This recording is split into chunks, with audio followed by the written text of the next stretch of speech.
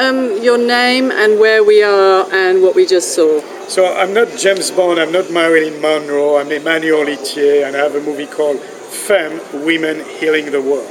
And really what the movie is about me, simple, single, very macho, very silly guy, honoring, celebrating women and realizing that not only I own my life to a woman, because after all, every man should own their life to a woman because they are born from a woman, unless biology can prove the contrary. And so anyway, I did this beautiful movie to really celebrate women and to show how women really can propose a different alternative to the way of the gun, which is the way we guys know. I very much enjoyed the film, and I thought it was very good to see. It was like being overwhelmed after a while of so many people just going, "There's another way, there's another way, there's another way." It was like a drip effect. I thought Sure. that was good that you kept on with that. What's your aim for this film? What would you like the result of this film to be? What would you like for it to happen to it? It's like any movie that I do. I mean, obviously it starts with me wanting to change the world like every filmmaker, and then you have to be humble and realize, obviously this is very pretentious, but if at least the movie could just eventually awaken a few people to change the way they raise their boys, to change the way they are articulating their relationship with their wives or their girlfriend, that would be great, because I think it's about realizing that us guys, we are not the Superman of the planet. There is no Superman. There is no savior. We are all the savior of each other, men and women. We are all complementary. We together make and create life. So why should one gender dominate the other? It makes no sense. So that's really the deep goal of this movie, is to really make you fall in love again. Dare to look at your girlfriend or your boyfriend if you're a girl and say, "I love you," because these three words have an amazing power. They are the power of life. I love you. That creates life. That's very true. It's also a very French thing. I've noticed the French generally, they're not afraid to say the word love. They may say it about food, their mothers, their country, their town, but they definitely don't mind saying that word. The question that I'm actually asking everybody, you've kind of answered it, but I'll just ask you just straight out. Do you think that film can change the world, and if so, how? Yeah. I think the world can participate to the change of the world as long as you really realize you can run for office. You can be an agent of change. You can wake up, stand up from your fat-ass couch where you lay with your chips and your Diet Coke and whatever the hell you are indulging into, and say, "That's enough. I'm going to go out. I'm going to face myself. I'm going to face my friends. And I'm going to run for office, whatever your office is. It can be your school, your church, your club.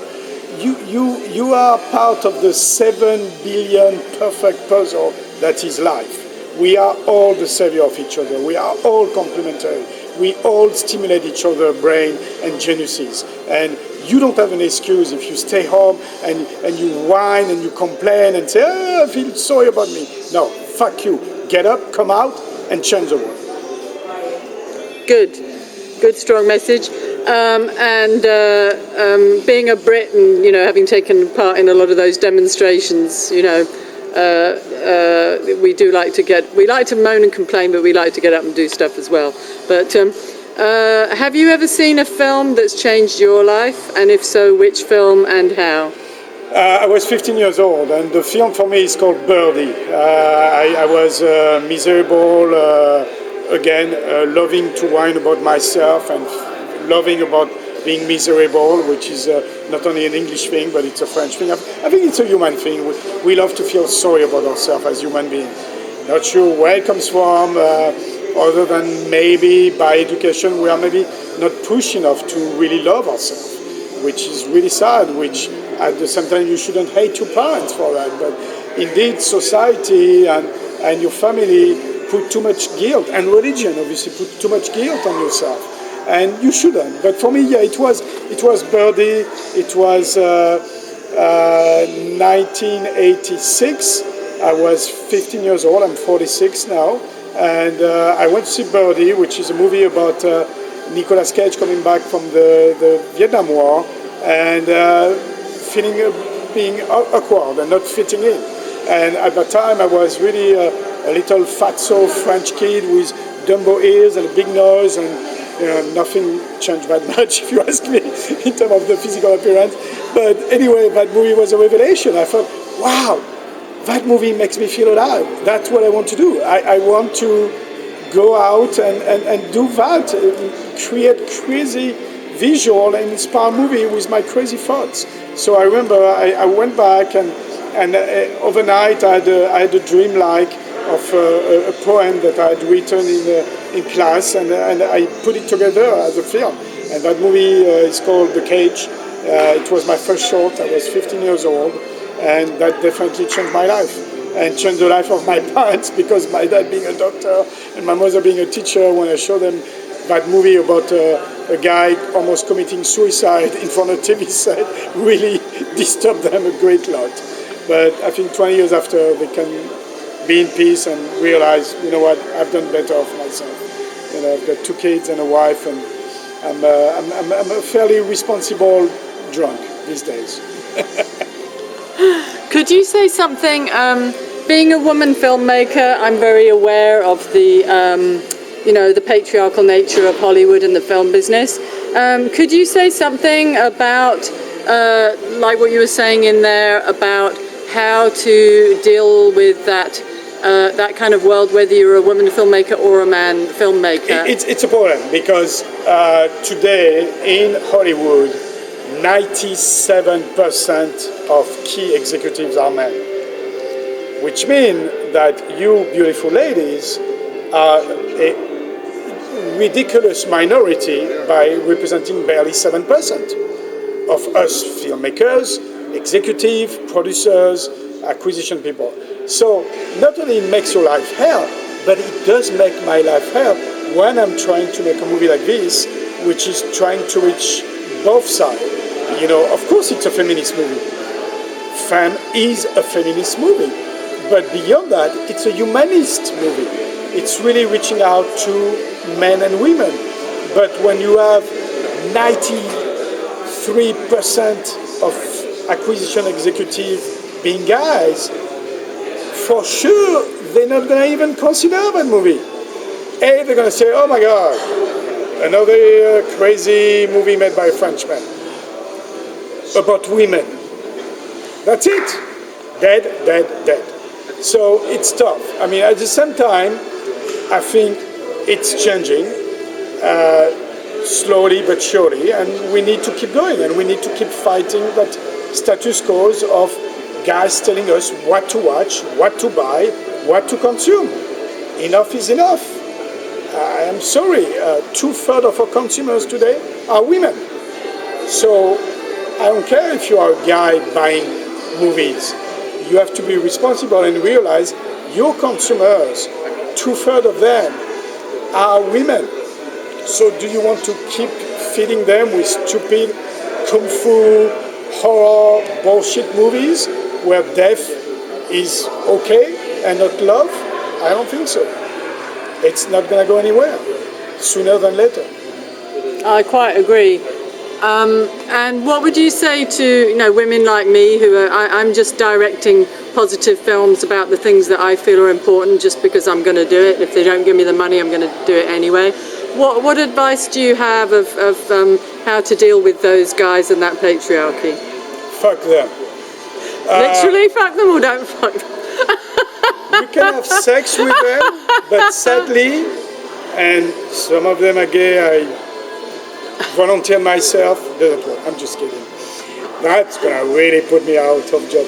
No, I'm just kidding. Not fuck them, obviously. Ignore them. The problem is that they sadly won't change their attitude. They are formatted. They are trained to really think in the box. So until basically, sadly, they are probably replaced by somebody who's more progressive, and liberal and inclusive, your movie or my movie probably won't get released. At the same time, what has changed is they are not in charge anymore of the marketplace. Because the marketplace now becomes more and more of a VOD, an internet place, we have alternative ways, not only to promote our movies via Facebook, Twitters, every social network, but also to just release it. And in your case like mine, maybe the solution is to just go, especially I'm speaking about my movie about being for mainly women and children, you go to women-driven website and give it to them for free and share the download and the streaming from the first dollar gross at 50-50. So little by little, what has happened and is happening is that Hollywood is dying because that macho patriarchal system makes no more sense. It doesn't make sense even in a theater environment like that, where we are forcing people to spend $15 to $20 when really we can't afford it. Why don't you put every ticket at $5? Any shows, any days? People will rush to see a movie in a church like a movie theater because indeed it's such an incredible experience. But because you have this, the business is run by these macho assholes who are greedy like bastards, they really want to suck you dry. It doesn't work. So give it up, surrender, love, love, love, love. And it will change eventually. What I'm afraid is that a lot more of our system we are living in is going to collapse before there is a change. But, eventually it's going to come back and we'll be fine. And again, we will reach out to this poor bastard who raped us and killed us and say, you see, I told you we had to change. Now the world has changed. So let's make movie together. Because at the end, we are only happy if you're happy and if I'm happy. What goes around comes around. I love you, you love me, we love each other. I completely agree. Could you spell your name for the camera just so I've got it right? I'm Emmanuel Itier. I'm officially mad, French, and a man. Could you spell your name? Spell your name. Emmanuel Itier. I-T like Tom, I India, E elephant, because that's how I feel sometimes, and R for rat, because sometimes I feel like a rat. Could you show me your T-shirt, please? Femme, women healing the world. And men too. Great. Do I have your permission to use this on the internet or in a documentary? Of course you do. Everywhere you want. Thank you.